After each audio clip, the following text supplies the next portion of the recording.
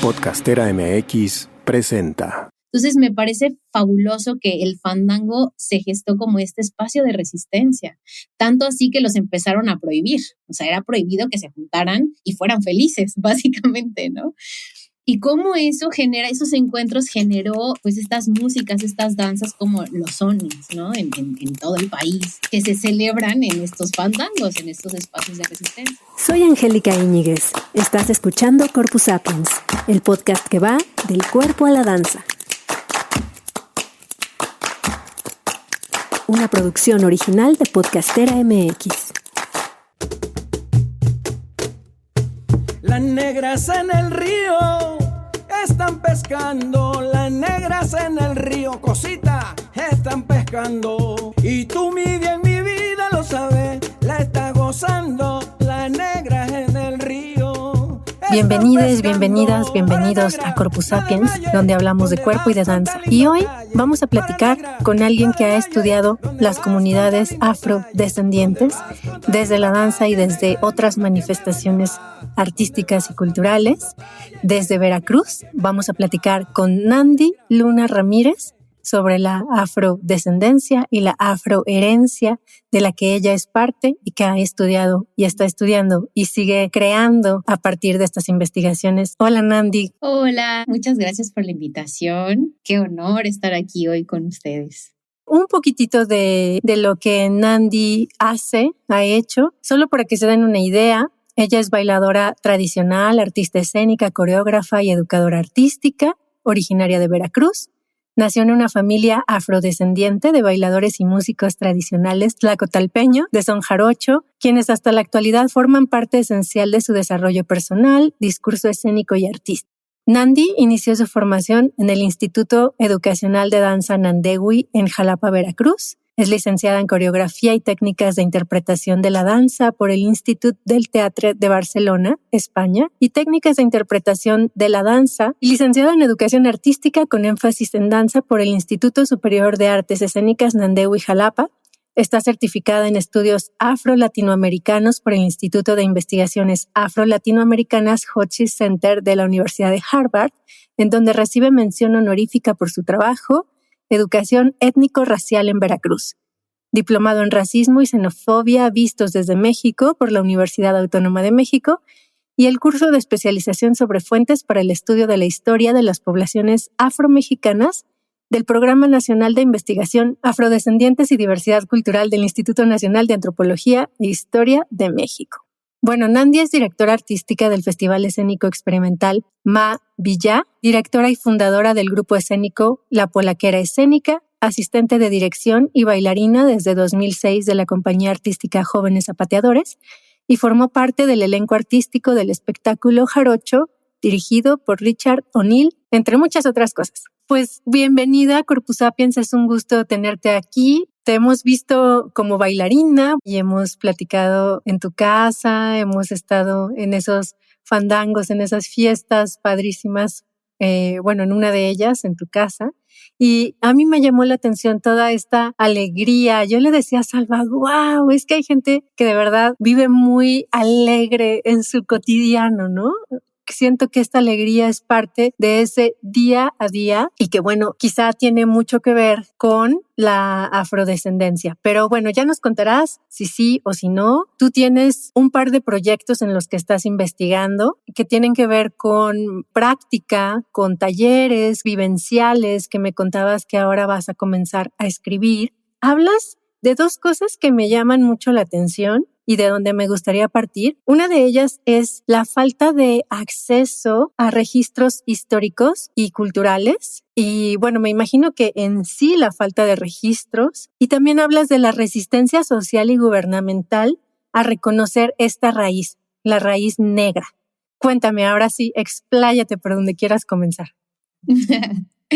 Bueno, pues iniciando con lo que mencionabas de la cotidianidad, exacto, ¿no? Yo inicio este proyecto precisamente partiendo de mi familia, o sea, como que yo hubo un punto en mi vida, ya como consciente, adulto consciente, que no me identificaba con lo que se decía que era ser mexicano, ¿no? O sea, yo en mi escuela, en la primaria o en la secundaria o en estos espacios normales, ¿no? Del día a día, yo había cosas que decía, pero es que esto yo no lo siento así, no lo veo así. Por ejemplo, en mis 15 años, pues yo hice un fandango, ¿no? O sea, mi familia se reunió para hacer un gran fandango. Fue todo un ritual el que mi abuela confeccionara mi vestido de jarocha, ¿sabes? O sea, como que eran otras cosas que al mismo tiempo yo me daba cuenta que mis compañeritos era así como, ¿qué? O sea, ¿y esto por qué? ¿O por qué eres rara, ¿no? Y diferente. Además de la mano que vengo de esta familia que somos bailadores tradicionales, ¿no? Encima, pues mis papás no eran arquitectos o, no sé, licenciados, ingenieros, ¿no? Entonces, eso como que en algún punto también recibí algún tipo de discriminación por muchas cosas que en ese momento, pues uno no entiende. Entonces, inicié investigando a mi familia, o sea, como que también decía, ¿por qué somos diferentes? ¿Por qué hacemos cosas diferentes? Y también, ¿por qué nos vemos diferente? Todos entre nosotros, específicamente mi familia, por la parte de mi papá, que son de Tlacotalpan, Veracruz, pues tenemos un fenotipo diferente, ¿no? Unos más a lo que podríamos nombrar o encasillar como un fenotipo afro y otro a un fenotipo pues indígena, que ya a estas alturas de la vida es... no sé cómo decirlo, ya no es como tal, ¿no? Ya no podemos seguirnos encasillando en algo así, cerrado. Entonces, pues ahí inicié, ¿no? O sea, como preguntándoles a mi abuela, a mis tíos, así, a ver, ¿por qué somos así? ¿Por qué nos vemos así? ¿Por qué hacemos esto? Y bueno, de ahí fue el pequeño hilo que jalé como para que ¡boom!, ¿no? Se abriera así la bolsa de las historias y de saber de dónde venimos, ¿no? Que creo que todos lo vivimos en algún punto. ¿De dónde vengo? ¿No? ¿A dónde voy? Yo, al ser artista escénico, pues estaba también como dentro de un formato muy enfocado a la práctica, ¿no? A la danza, a bailotear por aquí, por allá. Y aquí dije, uy, no, creo que tengo que irme, ¿no? Un poco a la parte de la investigación, la teoría, conectar con gente que aborda este tema desde otros lugares que específicamente pues no son la danza, y cómo encontrar ese camino de conexión, ¿no? De la teoría y la práctica para poderla compartir. Y sí, justo lo que mencionas, ¿no? Hubo un punto en el que me di cuenta que sí, el acceso es difícil a la información, pero más bien porque no hay casi el registro, porque no se consideraba por muchos temas de racismo, discriminación y del proyecto, ¿no? Nación Mexicana, que invalidaron, ¿no? Como todo ese conocimiento y toda esa información. Entonces, pues ya viste, es un poco complejo, pero digamos que de ahí partió este deseo y estas ganas de investigar sobre la afrodescendencia en México. Claro, creo que todas y todos cuando empezamos a hacer investigación es porque nos hacemos preguntas sobre nosotras mismas y nuestro entorno inmediato, sobre nuestra familia, nuestros padres y demás. Y eso nos puede llevar a puertos súper interesantes, como me parece que es lo que tú has hecho ahora. Y esto que mencionas de la construcción nacionalista pone en un lugar especial a la raza de bronce. La exaltación teórica de la raza o las razas indígenas y la mezcla con lo español, pero lo negro queda de lado. Y me sorprende un poco cuando leo y escucho que dices de esta resistencia social y gubernamental a reconocer esta raíz en Veracruz, porque yo, que he vivido en Guadalajara, aquí nací, evidentemente aquí hay una negación absoluta de que hubiese habido raza negra. Incluso hay investigadores que han afirmado que no hubo, lo cual es totalmente falso, y hay otras investigaciones, muy pocas y poco difundidas, pero existen, que demuestran que realmente, pero por supuesto que hubo raíz negra en Guadalajara, no una ciudad tan colonialista, clasista y demás. Pero de Veracruz, a mí me sorprende muchísimo, porque yo pensé que ahí estaba súper reconocido, y tú hablas de que en Guerrero y Oaxaca hay un poco más de reconocimiento que en Veracruz. ¿Cómo es esto? Sí, es complejo. La verdad es que cada vez que voy investigando y dándome cuenta, siendo consciente, es duro. O sea, son números rudos, son información dura, ¿no?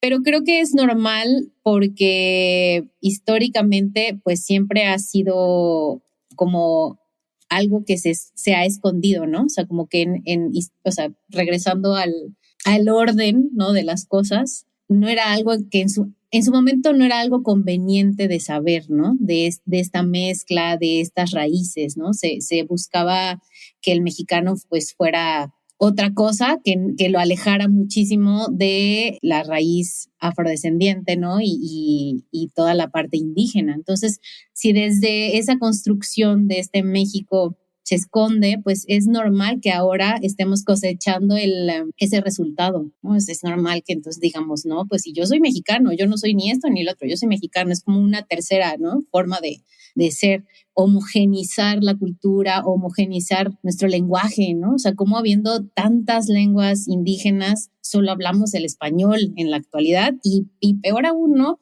Se nos obliga de alguna forma a hablar inglés. Entonces es como muy extraño, pero hasta que no te das cuenta, pues sigues en la corriente, ¿no? En lo que hace todo el rebaño. Que no está mal, yo no creo en que algo esté bien o esté mal, simplemente que a las personas que en algún punto nos cuestionamos, ¿no? Y abrazamos lo que somos, pues te das cuenta que es muy alejado de lo que pintan que somos, ¿no? Como mexicanos. Creo que Veracruz poco a poco está haciendo este abrazo, me gusta llamarle así, ¿no? O sea, como abrazando esta identidad. Y yo lo veo a comparación de Guerrero y Oaxaca, que ellos tienen todavía más como orgullo, ¿no? Y generan otros proyectos y como artistas también están ahí, dale. Y cuando voy, te mencionaba anteriormente, ¿no? Que yo voy a los encuentros de pueblos negros, afrodescendientes y afromexicanos, pues me doy cuenta que la identidad afro-veracruzana está un poco más atrás. Pero bueno, está súper presente. Claro que a comparación, justo como dices, ¿no? De Jalisco, de Morelos, que ahora fue el encuentro ahí. No, hombre, pues estamos muchísimo más adelante. O sea, estos 3 estados sí que están arriba y los otros estados pues están como pues luchando, ¿no? Son pocas las personas, pero están luchando. Ahorita había gente de Sinaloa, ¿no? Que Sinaloa tiene, históricamente muchísima presencia de personas afrodescendientes, africanas y afrodescendientes. Jalisco no se diga, o sea, me acuerdo que hace unos años estuve en Guadalajara y cerca de ahí hay un pueblo, entonces me fue el nombre, pero es el nombre, de los negros, ¿no? O sea, y le pregunté a la persona que me lo dijo, investigamos un poquito y se supone que era un lugar en donde estaban las personas en calidad de esclavos en ese momento, que venían de África, eran los que resguardaban, era como un fuerte que después se convirtió en un pueblo, ¿no? Más o menos así es la historia. Y que ellos estaban ahí cuidando de que no vinieran los enemigos y pues se hizo un pueblo pues de personas afrodescendientes, ¿no? Africanas y afrodescendientes. Entonces, ¿cuántas cosas no sabemos nosotros mismos de nuestra tierra, de nuestra ciudad, ¿no? Y sin duda México y muchos países, ¿no? Estamos inmersos en esta gran estructura del racismo. Entonces eso tampoco ayuda. Porque, por ejemplo, en mi familia me ha pasado que algunos de mis familiares o conocidos no te puedes acercar y decirles, oye, tú eres afro, ¿no? No, o sea, requieres hacer como todo abordar de una forma, no sé. Toda una terapia. Ajá, claro, ¿no? De compartir, y eso yo hice con mi familia, porque algunos lo toman como algo malo. Entonces, desde ahí te das cuenta, claro, o sea, si se gestó, si se nos sembró esa semillita de que eso es malo, claro que no te quieres parecer y claro que no quieres ser eso, ¿no? Entonces, claro. Sí es un gran tema también. Pues es que tantos siglos de esclavitud era doblemente malo, entre comillas, ¿no? Por un lado, lo que los blancos ponían como malo en la raza negra y por otro lado lo que significaba el ser esclavo, ¿no? Entonces había un tema como de negación doble, me parece, no sé, no soy para nada experta en el tema, pero me da esa sensación. Y ahorita que decías, estaba googleando y encontré Los Negros de Arriba, que es un pueblo cerca de Tecalitlán. ¿Será ese al que te refieres? ¿Quién sabe? Creo que no, porque estaba muy cerca, bueno, no sé si Tecalitlán está muy cerca de Guadalajara, pero estaba muy cerca de Guadalajara. O sea, ahí. Tenemos que investigar. Nada. Y cuéntame un poco, me parece muy interesante este tránsito que tú tienes entre ser bailadora tradicional y ser bailarina escénica y luego pasar de la práctica a la investigación teórica, más teórica también, incluso en Harvard, ¿no? Todo esto que has hecho. Platícame cómo ha sido ese baile, esa transición de un lugar a otro. Pues siento que ha sido muy orgánica, o sea, como que he seguido mi intuición y o sea, lo que siento. A veces me doy la vuelta y digo, ¿he hecho todo esto? Hoy que justo te estaba compartiendo mi semblanza, decía, wow, he hecho muchas cosas. O sea, como que a veces no soy consciente, pero porque lo he ido tejiendo, ¿no? Desde este lugar de curiosidad y volviéndolo pues único, o sea, porque es mi forma de verlo, ¿no? No es la única, ni creo que sea la mejor o, ¿sabes? Es la mía. Entonces, creo que cuando uno se abraza a sí mismo, pues no hay forma, ¿no? Como de que el camino, aunque sí es rudo, es rudillo, pero o sea, como que no vaya bien, ¿no? No llegues a buen puerto. Entonces así ha sido, ¿no? O sea, he confiado en mi tradición, que es el son jarocho, que es algo, apenas me pasó, ¿no? Que me subí a una tarima y es como que, ¡buf! Soy yo. O sea, es el momento en el que yo soy yo. Y también es una forma de honrar, ¿no? Mi legado y a mis ancestros. Es como si yo fuera todas esas mujeres y todos esos hombres que en algún momento llegaron, ¿no? De un continente en una calidad de esclavos y al mismo tiempo se las buscaron aquí, pero en ese momento fueron felices, ¿no? Entonces como que yo siento que esa parte de mi legado está ahí y es la que me ayuda a seguir caminando e investigando. Y la parte escénica, la verdad es que igual, ¿no? O sea, como que yo tomé la decisión de profesionalizarme y tampoco ha sido complejo porque tengo esta raíz que me mantiene, ¿no? O sea, sí en algún momento sentí como que, ¿qué hago haciendo ballet? ¿Qué hago haciendo todas estas técnicas? O sea, sí las sentí complejas, pero creo que es parte de, ¿no? Parte de formarte, de enseñarle al cuerpo otras formas de moverse, pero nunca perdí esta forma auténtica de mi raíz. Entonces siento que al final, cuando pasó como todo el caos que uno no sabe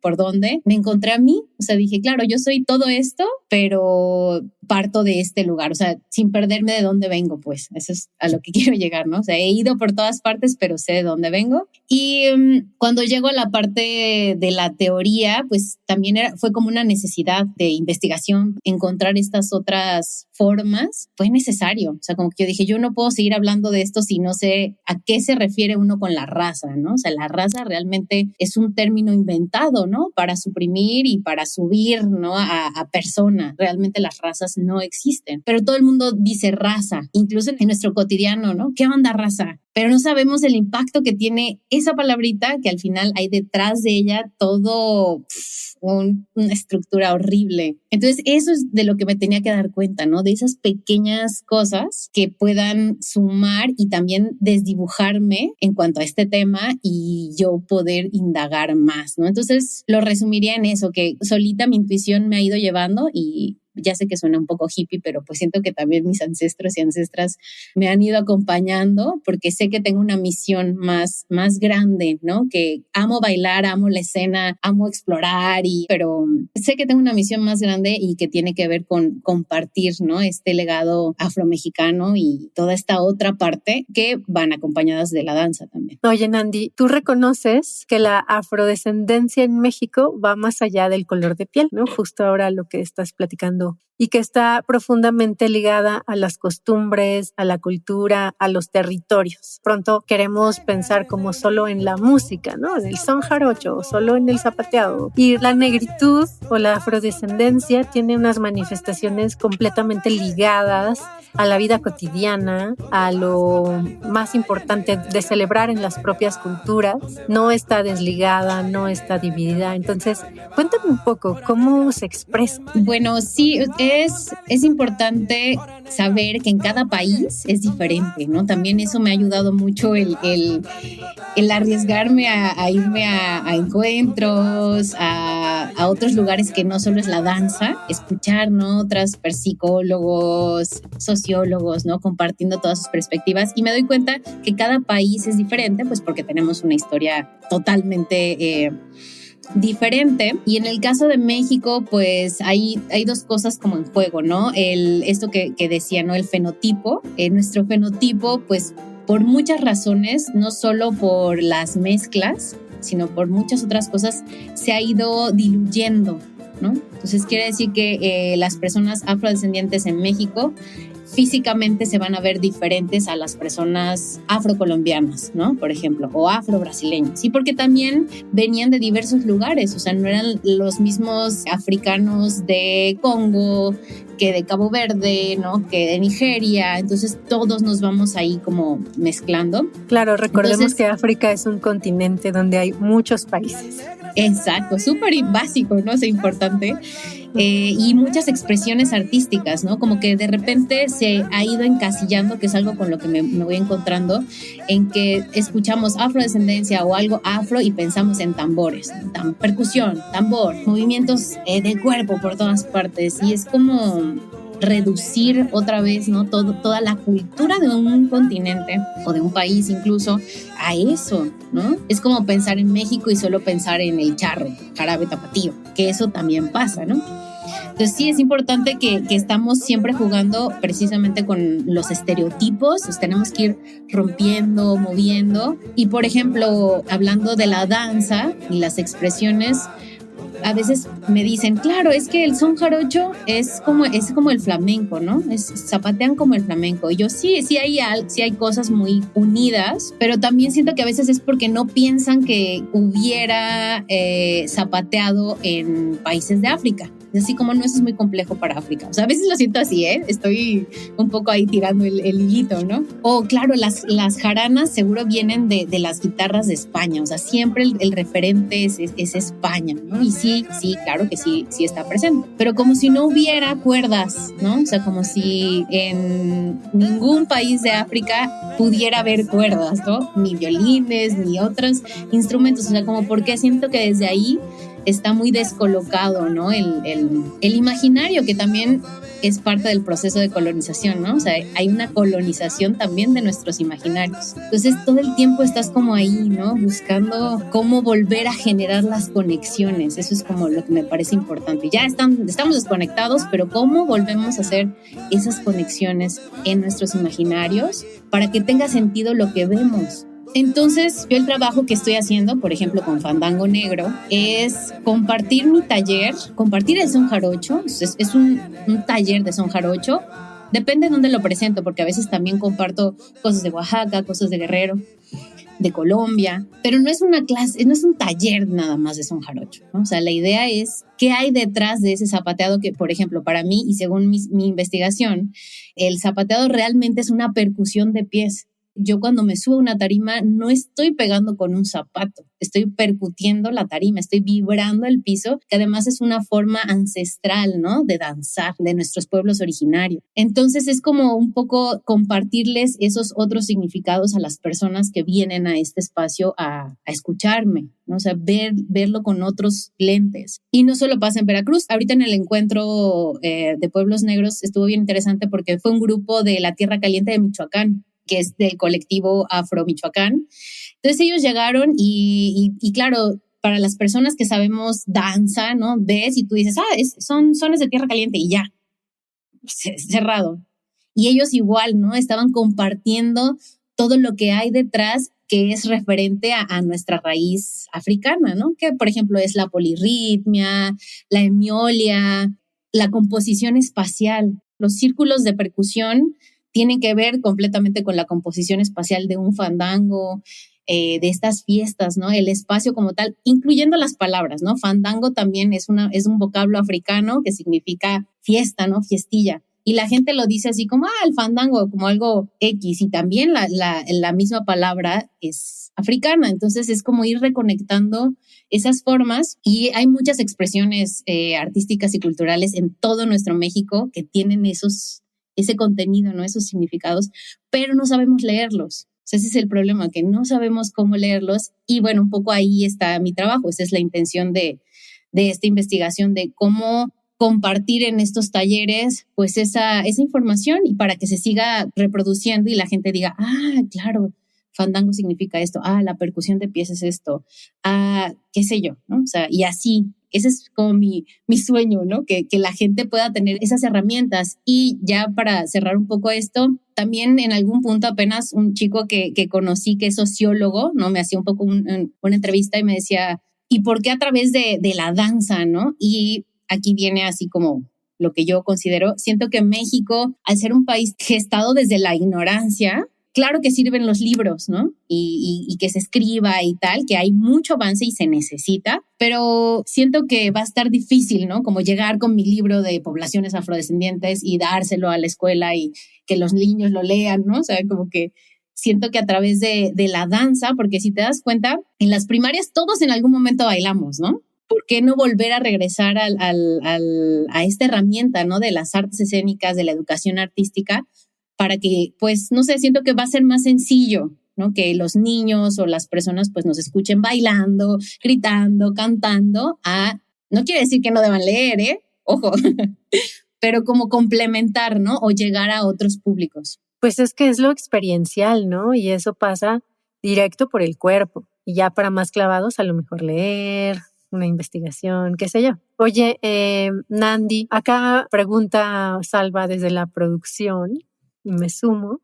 ¿Qué perdemos al homogeneizarnos como mexicanos? ¿Podemos serlo? Me imagino que ser mexicanos, considerarnos así, viniendo de orígenes diversos. Y por el otro lado, ¿qué ganamos al reconocer nuestra negritud y las demás diversidades de nuestras raíces? Ok, excelentes preguntas. La pregunta fácil. Bueno, pensando aquí un poco entre el 1 y el 2, pues yo creo que homogenizar es como matarte, ¿no? O sea, es como decir solo puedo ser esto. Y yo creo que no, somos súper diversos y es como cortarte la raíz, ¿no? Como querer que un árbol crezca así, pum, derechito y solo con una rama. Que hay algunos que son así, son muy bellos. Pero siento que estamos en un momento en el que ya no, esa verdad, o sea, esa homogenización, sí, está bien, ya no la estamos soportando. O sea, ya es como, no, o sea, ya no puedo solo ser esto. Hay algo adentro que se mueve y te dice, no lo eres. Apenas una amiga me decía, no, es que yo no sé qué soy. Y yo le decía, es que no importa, o sea, tampoco es como que ahora todos tengamos que ser algo, ¿no? Específico y que digas de acá, pero creo que más bien es una pregunta que te invita a ser curioso. Creo que si todos indagamos en nuestra historia familiar, ¿cuántos hemos hecho así realmente un árbol, ¿no? Familiar. Creo que muy pocas personas. Y ahí podemos encontrar, desde enfermedades, ¿sabes? O sea, yendo un poco más allá, ¿por qué soy de tal forma físicamente, hasta emocionalmente? Hay un universo ahí detrás o sea, ¿cómo no vas a saber de dónde vienes? O sea, ¿quién era tu tatarabuelo? ¿No? Y sí, hay gente que no lo sabe por muchas razones. Por ejemplo, mi abuelo, o sea, cuando yo hice esta investigación familiar, mi abuelo se quedó huérfano, ¿no? Y entonces tenemos como el árbol naturalmente, ¡pum!, está cortado en un lugar y es como si no tuvieras un brazo. Para mí es muy importante saber, ¿no?, sobre tus ancestros y siento que eso, o sea, no es que ahora tengas que hacer algo, pero si una vez que te das la tarea de saber de dónde vienes, es solito, dices, claro, yo soy esto y también puedo ser esto y también puedo ser lo otro.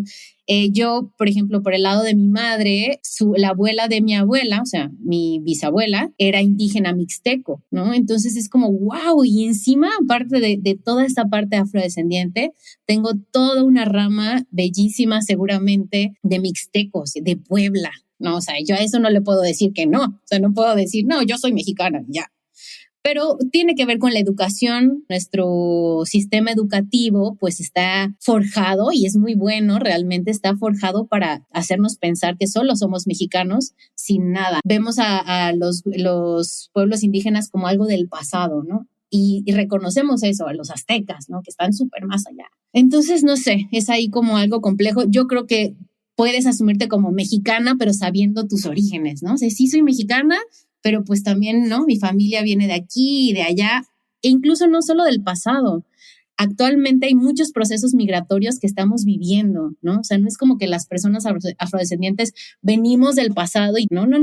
¿Qué pasa si entonces mi tía, ¿no? O yo misma, pues me caso con un chico que viene, no sé, de Angola? Y entonces dejamos de creer que es algo del pasado y que ya no va a estar. Actualmente estos procesos migratorios, por ejemplo, en el norte del país, Tijuana, pues Tijuana va a tener una población afromexicana bastante grande, ¿no? Y no solo son, por ejemplo, las personas de Haití que se casan entre ellas, no, o sea, evidentemente también se van a casar con mexicanas o mexicanos con chicas haitianas, qué sé yo, y ahí va a estar, o sea, es algo que está ahí y tenemos que abrazarlo.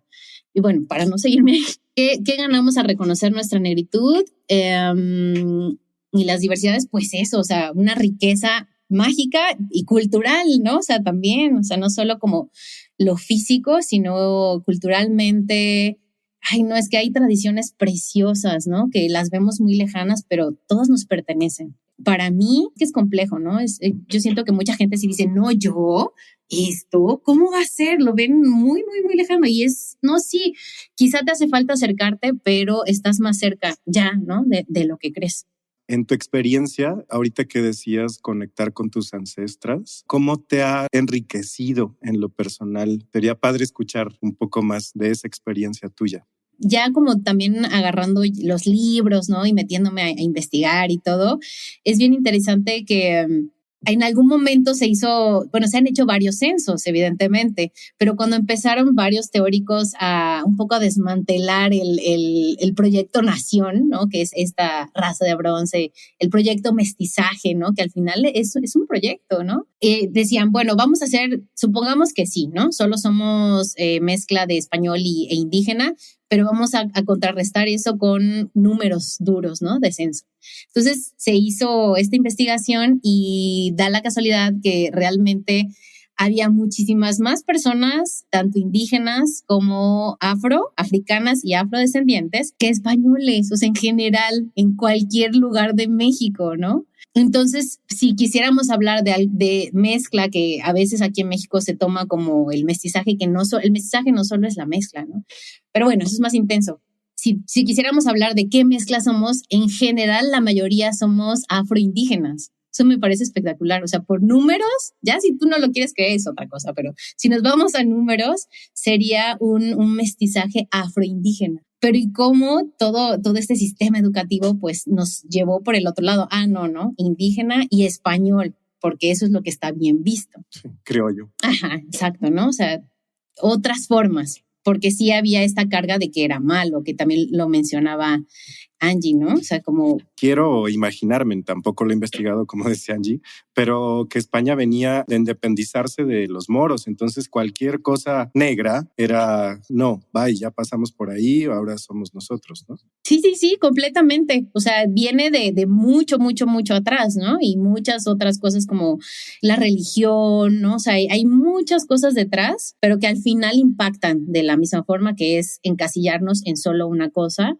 y cómo no debemos ser. Y de repente, si somos diferentes, pues también cómo se nos empieza a orillar, ¿no? Que es lo que termina pasando con las poblaciones en México. Las personas afrodescendientes, afromexicanas o negras, como se identifiquen, pues al final tienen un índice de marginación impactante, ¿no? O sea, es un resultado. Sí, y entonces ahí estriba, por decir así, la lucha del reconocimiento de las negritudes en el Estado-Nación. Que si bien a veces queremos decir, bueno, nos puede reducir el homogeneizarnos como mexicanos, pero sí hay, o sea, qué cosas sí ganamos siendo diversos y siendo reconocidos por el Estado-Nación. Y también qué riqueza hay en identificarnos en el sentir de dónde somos locales. No solamente soy de todo este país, sino, a ver, aquí en Tlacotalpan me siento local, y en esta colonia de Jalapa también, y soy de los dos lugares, ¿no? Porque ese valor de lo local creo que también es una respuesta pues a estas fuerzas de orígenes, ¿no? No lo sé. Sí, completamente. Lo dijiste perfecto. Y yo pienso también en el ser mexicanos. A mí se me hace padre pensar que el ser mexicano pueda ser, como dicen los zapatistas, un mundo donde quepan muchos mundos, ¿no? Que el ser mexicano sea todas estas realidades numéricas, culturales, que realmente conforman este territorio. Y que ahora, como dices, Nandi, creo que ya lo sabemos, ya pasamos ese momento de ingenuidad, de creer que la raza de bronce y todos somos uno en el sentido estereotipado y unificado. Creo que ya explotó por todos lados. Creo que ya podemos empezar a reconocernos con todo lo que somos, con todo nuestro pasado histórico, pero también, como dices, con todo lo que sigue sucediendo, porque seguimos siendo migrantes, seguimos viajando, seguimos viviendo. De aquí me conecta mucho con esto que colocas en tus talleres como un espacio de resistencia y de rescate, donde se honra el pasado y se construyen nuevas conexiones culturales que fortalecen la identidad colectiva, ¿no? Y el sentido de pertenencia de las comunidades.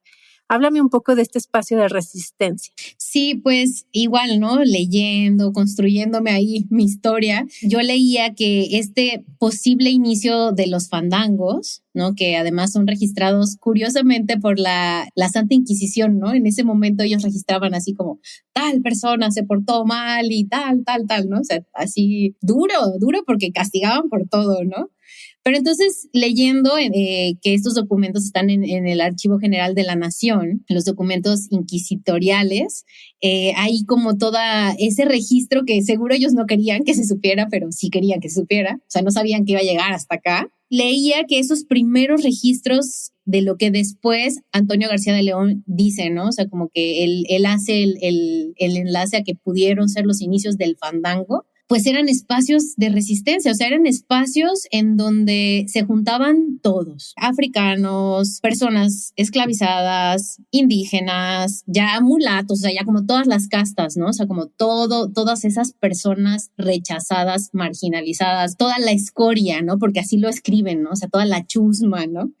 Se juntaban en este espacio y o sea, era el único momento en que podían ser quienes eran, con estas múltiples raíces, ¿no? Estos múltiples orígenes, y podían, más bien tenían como una estructura horizontal, ¿no? O sea, nadie era más, nadie era menos, solamente compartían, bebían, reían, ¿no? Que todo eso era en contra de lo que el régimen en ese momento quería. Entonces me parece fabuloso que el fandango se gestó como este espacio de resistencia, tanto así que los empezaron a prohibir, o sea, era prohibido que se juntaran y fueran felices, básicamente, ¿no? Y cómo esos encuentros generó pues estas músicas, estas danzas como los sones, ¿no? En todo el país, que se celebran en estos fandangos, en estos espacios de resistencia. Entonces tomo ese origen y siento que cada vez que yo doy mi taller, e incluso cada vez que se celebra un fandango, aunque no toda la gente lo sepa, es volver a conectar con ese espacio de resistencia en donde estamos compartiendo, siendo felices, donde estamos informándonos, ¿no? Constantemente, más allá de lo que el entorno y el mundo nos pide que seamos, nos estamos revelando. Yo siento que me encanta, o sea, por eso me encantan los fandangos, es como ir y ser, que es lo más poderoso que en este momento podemos hacer, ¿no? Con todo lo que estamos viviendo. Me inspiro de ahí para que mis talleres y mi danza pueda seguir siendo, ¿no? De esa forma. A mí no me gusta dar la información nada más como esto es lo que yo sé, te lo doy y te lo comes, ¿no? Para nada, es como compartir, cuestionarnos, debatir, ¿no? O sea, esa es la intención de resistir. Y también como preservar, porque siento que a partir de ahí, no sé, como que tomamos conciencia y cada uno después se lo lleva, ¿no? a sus microuniversos para compartirlo y resignificarlo. Ay, no sé, es bastante poderoso, la verdad, para mí, aunque pudiese ser solo un taller o una dancita, ¿no? O sea, yo lo veo desde este lugar del origen. Oye, Nandi, ¿y hay fandangos más allá de Veracruz, más allá de México, en otros países, en las zonas afrodescendientes? ¿Existen los fandangos? ¿Qué forma tienen? Sí, justo en el segundo bloque que compartía que primero hice Fandango Negro y después hice un proyecto que se llamó Diáspora, que justo buscaba no solo en México, ¿no? Porque al no tener tanta información de México, hay países que nos llevan mucho tiempo. Por ejemplo, Brasil es riquísimo. O sea, ellos han hecho una labor súper poderosa, súper fuerte y aún así, ¿no? Ellos también consideran que están bien atrás. Pero entonces me enfoqué en este proyecto Diáspora en iniciar investigación, más bien convivir con las familias de Colombia en específico. Es el primer país en el que he estado y me doy cuenta que es igual. O sea, claro, ellos nos aventajan, pero es igual, ¿no? O sea, las tradiciones específicamente, que también las indígenas, ¿no? Pero en esta cuestión de la afrodescendencia igual, ¿no? Se transmite de generación en generación, la tradición oral. Todo esto es básicamente como nosotros. Ellos los nombran diferente. El fandango, por ejemplo, en el Caribe es un ritmo también existe la palabra fandango, pero es un ritmo, es una música, está en una música, no le llaman como a cuando se reúnen, como nosotros que le nombramos a la fiesta, pero también tienen esa fiesta, también tienen ese espacio de resistencia, donde bailan y tocan sus músicas y danzas. Y también cuando estuve en el Pacífico colombiano, ahí lo sentí como más cerca todavía, ¿no? Más cerca que en el Caribe, que ahí les llaman arrullos, ¿no? Entonces también tiene ahí el sincretismo mucho con la religión católica que nosotros también tenemos. Todo está conectado, parece que no, pero todo está conectado, aunque no se nombre como tal, pero sí existe esta unión, ¿no? De música, danza, espiritualidad, ritualidad, ancestralidad. Al menos en Colombia, sí. Me faltan otros países. Muy bien. Nandi, para ir cerrando, me gustaría que nos platicaras qué sigue, qué estás investigando, qué estás haciendo con todo esto, además de compartir tus talleres, además de seguir bailando, coreografiando y demás.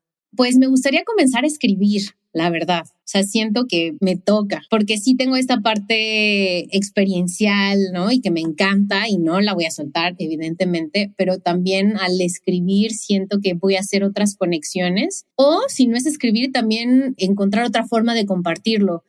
Me pasa que voy mucho a Estados Unidos a compartir estos talleres y a veces ellos me dicen, maestra, pero es que usted debería subir más cosas, o sea, como en las redes sociales. Y yo así es que no es lo mío, o sea, de verdad hago mi mayor esfuerzo por ser así influencer y subir todo, pero pues no es lo mío. Entonces, porque me decían, es que si usted, Nandi, seguro, claro que tienen otros maestros, no lo comparte, nosotros no tenemos cómo llegar a ello. ¿Cómo vamos a saber, no? ¿Qué bailan y qué tal? De primera mano, porque claro que lo puedes googlear y lo buscas, ¿no? Pero así como que ellos confían en que yo soy como el vehículo. Entonces yo así siento esa responsabilidad de encontrar otras formas para compartirlo, ¿no? Porque claro, yo voy cada año y estoy como ahí maquilando qué otras formas puedo tener para seguir, que no solo sea yo presencial yendo a dar mi taller. Ese es uno. Y el otro que tengo es como empezar a hacer conexiones. En esta ocasión quiero empezar a hablar sobre los diablos.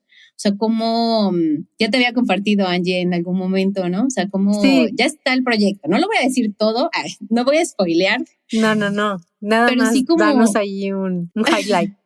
Ajá, o sea, quiero irme como por temas, ¿no? Y el tema de lo malo, de lo oscuro, de lo demoníaco, de los diablos. Asociado a la negritud. Está asociado a la negritud. Entonces quiero comenzar una investigación. Y evidentemente pues tenemos muchas danzas de diablos, no solo en México, sino en Latinoamérica, y por ahí me estoy yendo ahora y espero que próximamente lo pueda compartir y lo puedan ver y lo puedan leer. Y pues ahí estoy también en la compañía Jóvenes Zapateadores, que es la compañía de mi padre y mi madre, que la verdad son un regalo porque me dejan explorar, ¿no? En todos los sentidos. Entonces ya tiene un rato que estoy haciendo coreografía inspirada en la afrodescendencia, es decir, que voy creando cosas nuevas y otras que sí son de rescate, o sea, que sí tienen un sustento pues real, ¿no? De danzas afrodescendientes de Veracruz, partiendo del son jarocho, ¿no? Como las congas, muchas otras cosas. Y ahí ahorita también me estoy explayando un poquillo con estas nuevas creaciones y rescates de danzas afrodescendientes de Tlacotalpan y de la región de la Cuenca. Entonces ahí también van a ver próximamente cositas. Nandi, pues muchas gracias y no es presión, pero ya te queremos leer o escuchar en un podcast o algo, pero algo que sí sea lo tuyo y sí disfrutes, como es todo lo que haces. También les quiero recomendar, si no han oído el episodio de nuestra gordofobia que grabamos con la gorda feminista, con Miriam Mejía, ella platica de una relación imaginaria, ¿no? Como de los rasgos negros con los rasgos de la gente gorda, y entonces se le da este carácter de malo también, ¿no? Por eso hay gordofobia, porque todo viene desde el racismo y el colonialismo. Entonces, échenle un ojo para complementar, un oído para complementar. Me acordé de otro episodio donde se aborda desde un cuerpo y desde el negro y brasileño en México, en Oaxaca,